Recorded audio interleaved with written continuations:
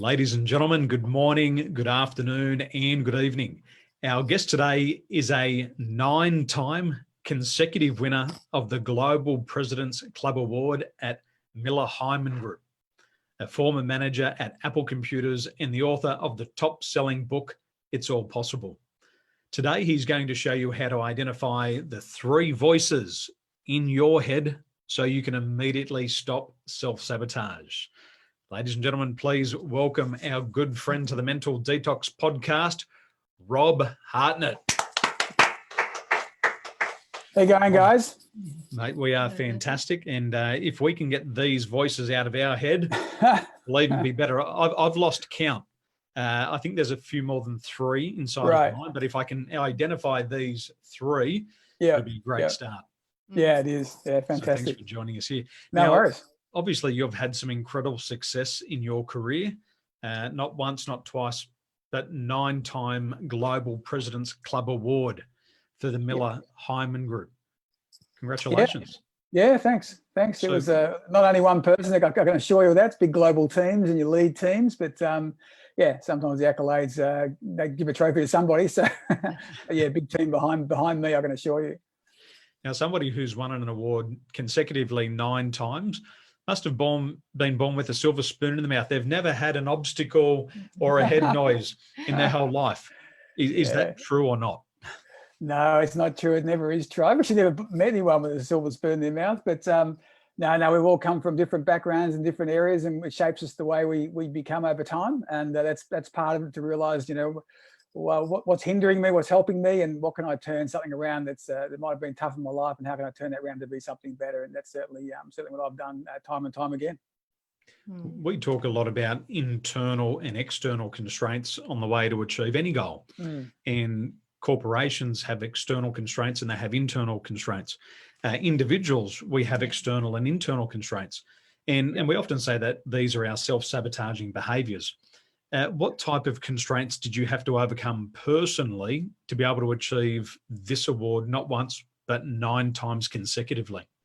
The biggest challenge I had to get over was the local environment I was surrounded in.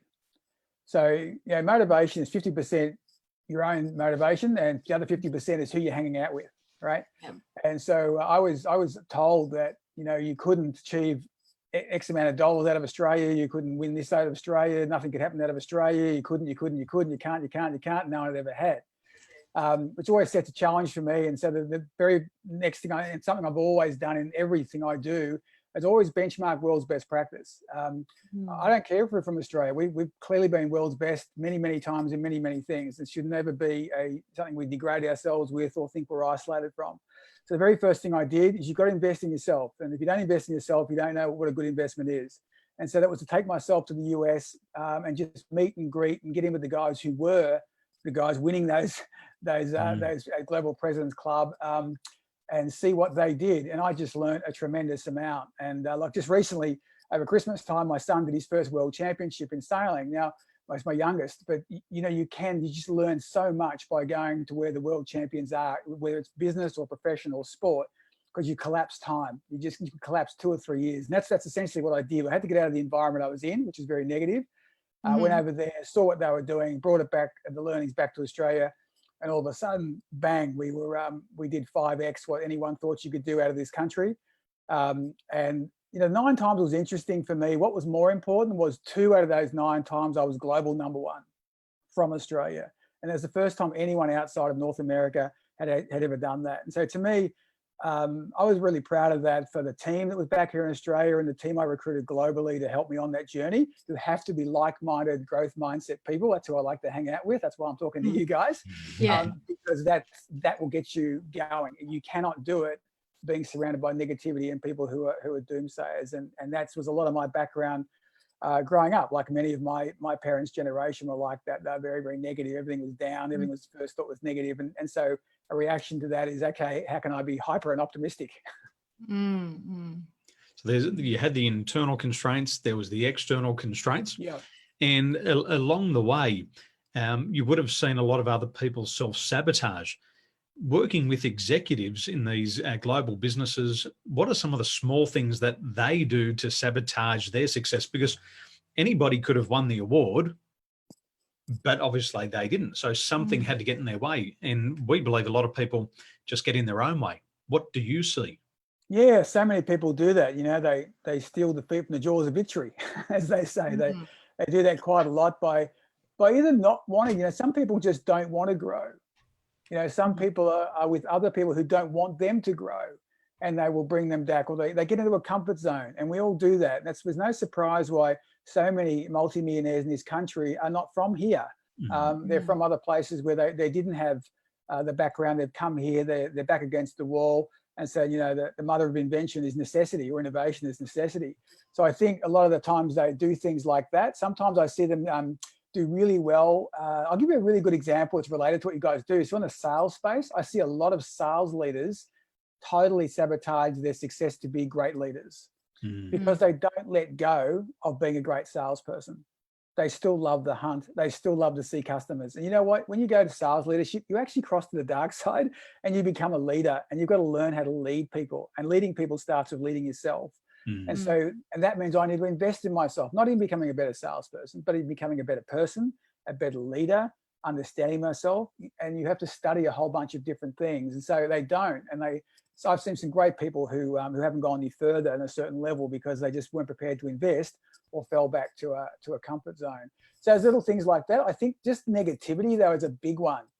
And you know, in my book, you know, It's All Possible, I spent a lot of time on that because I've spoken for years.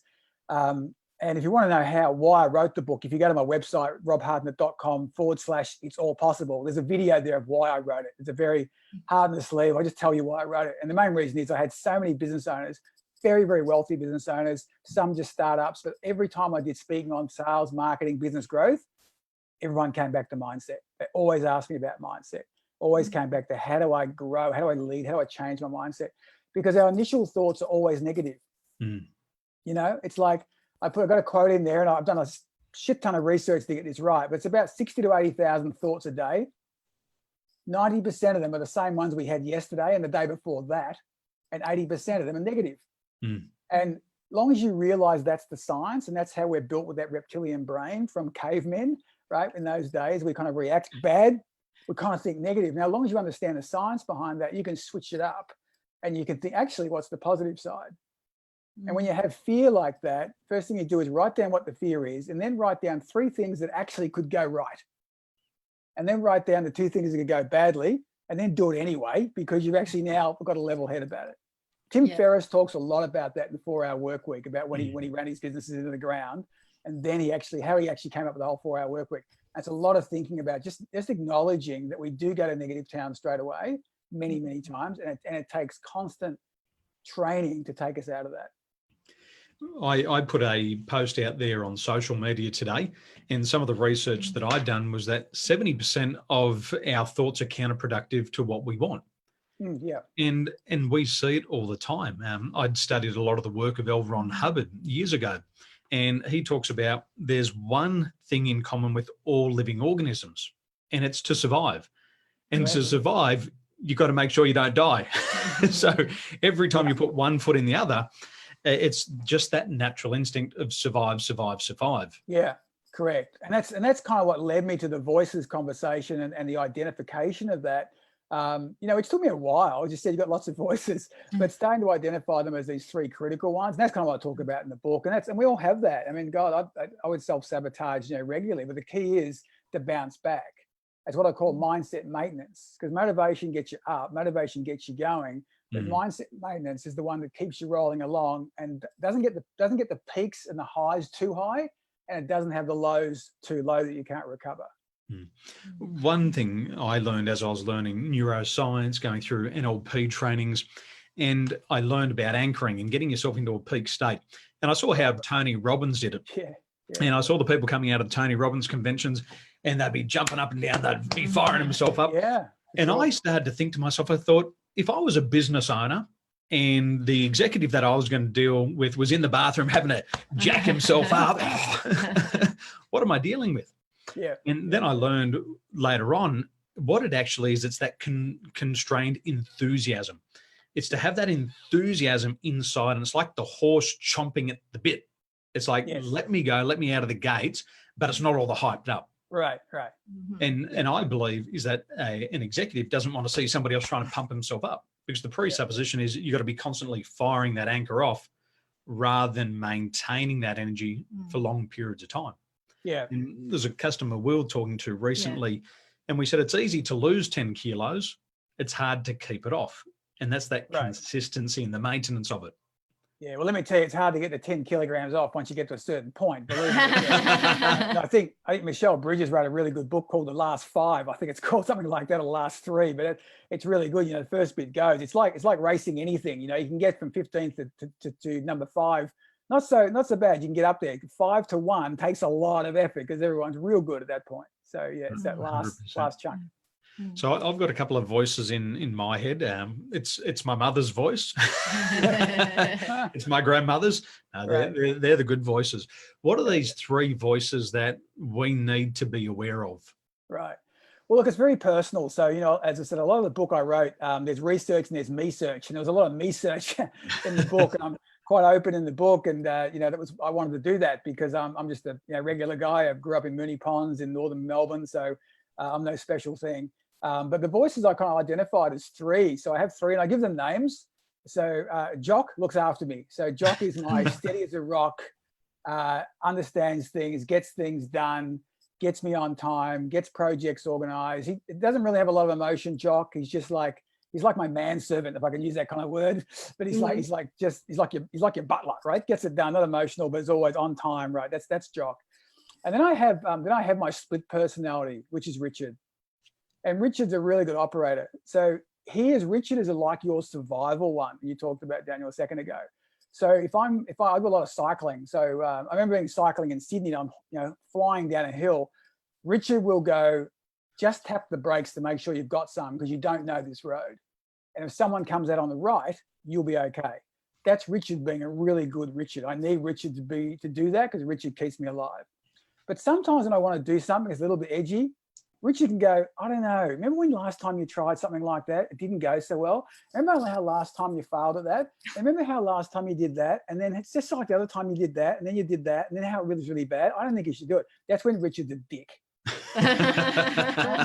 And so Richard and Dick are like the terrible twins. Richard's awesome, but sometimes he can be a dick.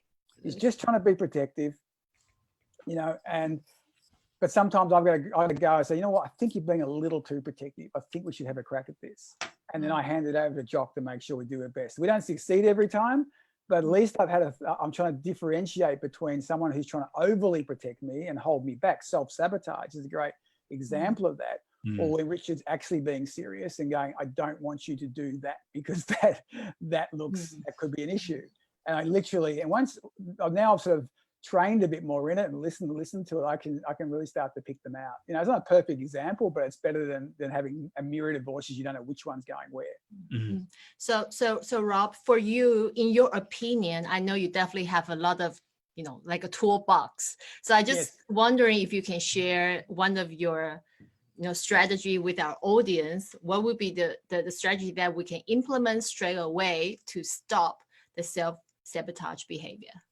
And yeah, sure. I think one of the things that's really worked for me, and again, anything done successfully, and your audience out there will know this, any successful business or change or any initiative has 3 things: leadership, accountability, and discipline. Yeah. And the discipline part is more process. It's not discipline in terms of I'm going to, discipline you, like that kind of thing. It's more like operating rhythm and process. Yeah. And so part of that operating rhythm and process is doing things consistently. And so I actually have a daily diary, which I do at night. And it just has 4 questions on it. And 4 questions are, what made me happy today? Oh, good. What did I learn today? Who am I grateful for today? Yep. And the 5th one is, what am I intentionally grateful for tomorrow? And it's that last one that I really love, because that's what it's saying. That's talking about visioning. It's talking about the idea of dreaming and thinking, but dreaming is one thing. Visioning is actually seeing your dream in really tight detail and being intentional about being grateful for it coming to you at some point. And that's, Steve Jobs always said, you got to go ahead and you got to believe everything will line up. You just got to do that. You just got to go ahead with a lot of faith and believing in the future, it will line up. Yeah. And whether it's him or it's Jim Carrey, they all use similar things. I've just finished Prince's book, unfortunately, which he didn't get to finish himself, but he was a big one in terms of that idea of vision, and did a lot of work around vision and articulating what that was. And so that's the 4 I use. And so when you think about what made me happy today, I honestly sometimes have to really think, go, actually, what made me happy? It makes me, let's do 3 points. Then what did I learn? This is a great question to ask. What did you learn today? And I do all sorts of stuff, from what I may learn from you guys today to what I learned reading in the Fin Review, or what I learned by a terrible thing that happened or whatever. And then it's like, well, who am I grateful for? Be it family, friends, someone helping you out in business, someone giving you a lead, a sale, whatever. And then the grateful intention is the one in the future.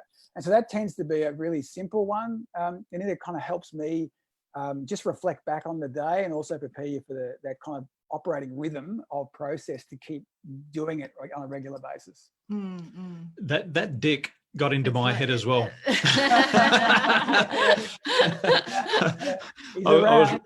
I was riding my bike, and I was riding down the street, new bike, and I thought to myself, I'll turn right because that's the way I intended to go.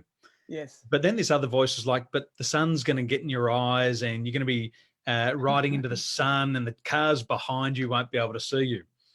So the Dick said, turn left. So I went left, and I followed it. I went down the street, around the corner, and this voice is in my head saying, don't go this way, don't go this way. The other one's going, oh, you're almost there, just a couple of more kilometres. Right. And so I was riding along, and I could hear this Alsatian barking, you know, that, whoo, that deep bellowing bark. And one voice said to me, just keep watching where you're going. Yeah. And I heard that voice, and the Dick in the head said, have a quick look over your shoulder. And I turned over my shoulder, and I went into a pothole about that big. Oh, no. And it blew out the front wheel. And I thought I was going to go over the handlebars, and it blew out the second wheel. Oh, my God. And I thought to myself, you know, that word. And I went, shit. Yes. And then I rewound the tape back in my mind, and I'm looking for my mobile phone, and that same Dick in my head said, leave your phone at home. You won't need it today. Yeah. Yes. So I had to walk back 5 kilometres with the cleats on. It's ugly, isn't it? And it looks ridiculous. It's like in heels, but reverse. It's crazy. Oh, it's terrible. So it's just getting that one that will, just identifying. And so there is one that's a really good gut feel as well. And so you'll find that really good elite athletes have that really nailed. They'll know the one that's really gives them that you got to go for it on this one, or that's right to do, and they're really tuned into it. That's probably taking it to another level.